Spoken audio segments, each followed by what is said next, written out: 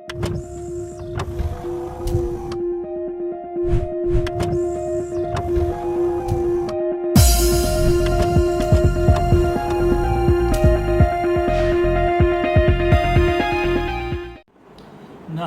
व नुसल्ली अला रसूलिहिल करीम अम्मा बाद अऊज़ु बिल्लाहि मिनश शैतानिर रजीम इन्नहु लकुम अदुव्वुम मुबीन बिस्मिल्लाहिर रहमानिर रहीम।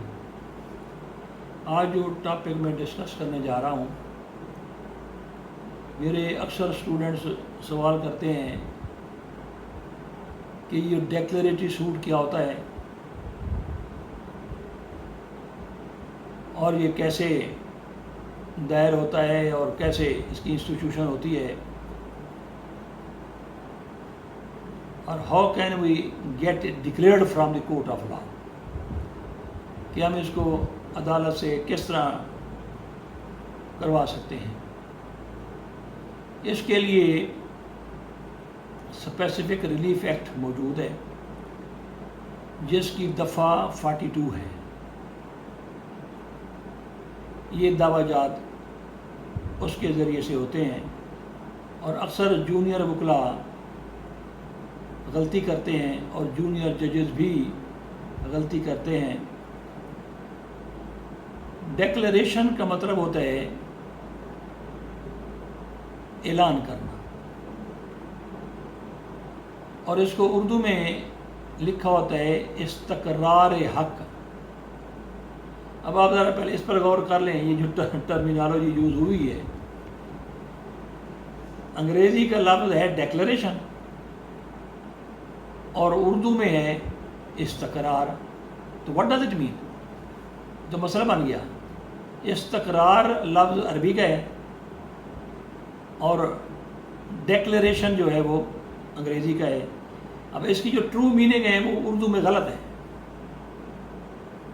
इस्तकरार, अब अरबी किसी को अगर आती है तो जो इस बाब इस्तफ़ाल अगर किसी को पता हो, ये वर्ब ऑफ अरबिक हैं, बाब इस्तफ़ाल से है इस्तकरार। इस अलिफ सीन ते का मतलब होता है मांगना, करार का मतलब होता है सकून, सकून मांगना। क्या मतलब हुआ इसका? यानी मेरा जो हक है वो इधर उधर फिर रहा है, कोई कहता है आपका हक बनता है, कोई कहता है नहीं बनता। तो इस्तकरार हक, कि मेरे हक को ठहराव दो, करार दो, सकून दो कि मैं मालिक हूँ, ताकि लोग मुझे गैर मालिक ना कहें। ये इस्तकरार है और अंग्रेज़ी में ये डिक्लेरेशन है। तो बच्चे क्या करते हैं, एक तरफ पढ़ लेते हैं कि डिक्लेरेटरी सूट, उसका तर्जुमा लिखा होता है इस्तकरार हक। वो फिर परेशान हो जाते हैं, बस वो रट्टा लगा के उसको उस अंदाज से वो दावा करते हैं। अब मैं थोड़ी सी इसकी जो एसेंस है 42 सेक्शन की, स्पेसिफिक रिलीफ एक्ट की, वो मैं आपके सामने रखता हूँ। सेक्शन 42 ये कहता है कि if you have legal character then you are in A position to get it declared from the court of law, कि अगर आप के पास कोई लीगल करेक्टर है तो फिर आप अदालत में जाके डिक्लेरेटरी डिक्री ले सकते हैं। अब मैं आपको कुछ मिसालें देता हूँ। मसलन ए ने बी को 10 मरले का प्लाट 10 लाख में बेचा। अब इस बेचने पर गौर करेंगे। अब कानून तो रजिस्ट्रेशन एक्ट की दफ़ा 17 है, उसके तहत तो रजिस्ट्री होनी चाहिए थी। दोनों ने एमिकेबली क्या किया, कब्जा दे दिया, 10 लाख ले लिए। कुछ भी नहीं लिखा, सिर्फ पोजेशन डिलीवर किया और एक रसीद लिख दी गई کہ میں نے یہ پلاٹ اتنے میں خرید لیا ہے۔ اب کیا ہوگا، اب اس کا کریکٹر جو ہے وہ لیگل بن گیا۔ اب وہ کیا کرے گا، اچھا اب اسے کسی دوسرے پر شفا کرنا ہے، نہیں کر سکتا، because he is not legal owner, no he has become equitable owner, نسبتی مالک بنا، قانونی مالک بنا ہی نہیں ہے۔ اب وہ کیا کرے، یا the person who sold it out to be can deny، جس نے پلاٹ بیچا تھا وہ انکار کر سکتا ہے۔ what should he do under the circumstances، اب پھر وہ کیا کرے۔ اب آپ دیکھیں کہ جو ہی Mr A delivered the possession to B، now B is having legal character، اب B کے پاس لیگل کریکٹر ہے۔ Now he is in a position to knock the door of the court of law by instituting declaratory suit۔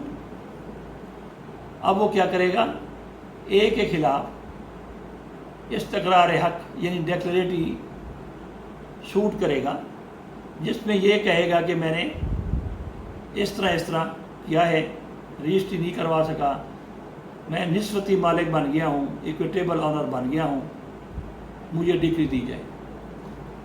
اب یہ totally it is discretion of the court of law, عدالت کی ثوابدید ہوتی ہے کہ جناب ملکی قانون کو آبزرو کیوں نہیں کیا گیا، یہ کیا ہوا کہ پوزیشن دے دیا اور جناب۔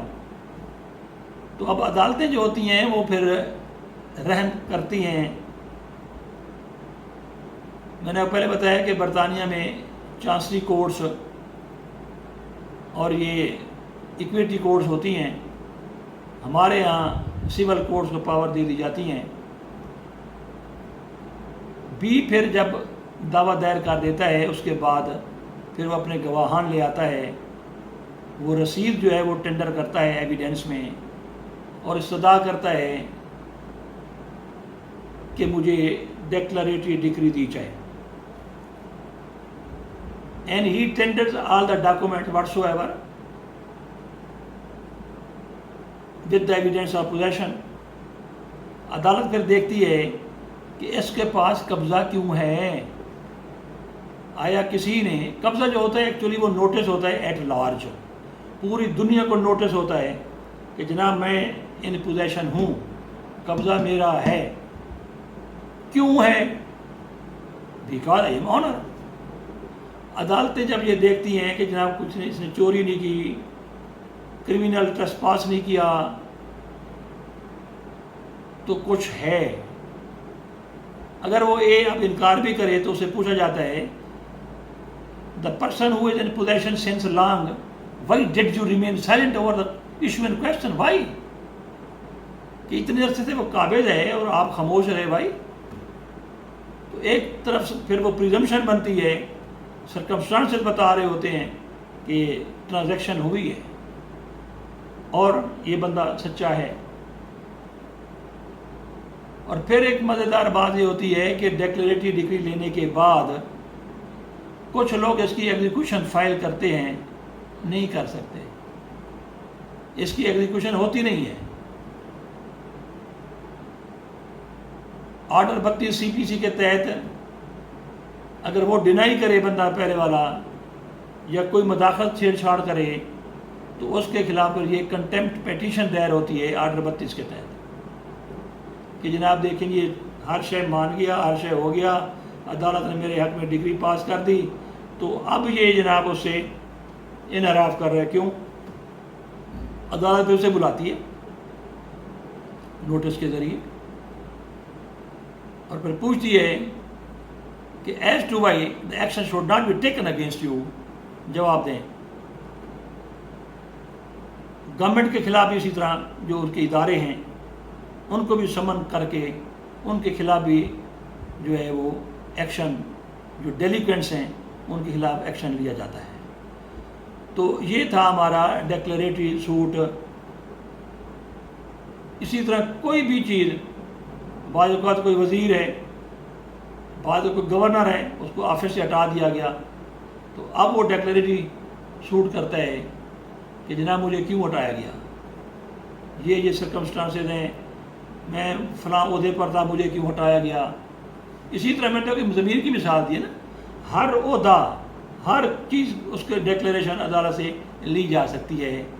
بعض اوقات مذہبی مسائل ہوتے ہیں، وہ کہتے ہیں یہ مسجد ہماری ہے فلاں کی، تو اس پر پھر شہادتیں آتی ہیں، پھر اس پر سلسلہ آتا ہے، تو پھر اس کے حق میں وہ ڈگری جو ہے وہ دے دی جاتی ہے۔ امید ہے کہ یہ لیکچر آپ کو پسند آیا ہوگا اور آپ اسے ضرور فیڈ بیک بھی کریں گے۔